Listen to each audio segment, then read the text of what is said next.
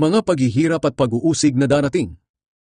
Habang nakaupo si Jesus sa isang lugar sa bundok ng mga Olibo na nakaharap sa templo, tinanong siya ng sarilinan nina Pedro, Santiago, Juan at Andres, "Sabihin ninyo sa amin kung kailan mangyayari ang sinabi ninyo, at ano ang mga palatandaan kung malapit nang mangyari ang lahat ng ito?" Kaya sinabi ni Jesus sa kanila, "Mag-ingat kayo at huwag palilinlang kaninuman, sapagkat marami ang darating at magsasabi na sila ang Kristo, at marami ang ililigaw nila.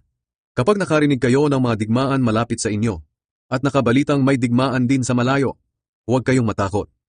Kinakailangang mangyari ang mga iyan, ngunit hindi pa ito ang katapusan. Sapagkat magdidigmaan ang mga bansa at mga kaharian, lilindol sa iba't ibang lugar, at magkakaroon ng taggutom. Ang mga ito'y pasimula pa lang ng mga paghihirap na darating. Mag-ingat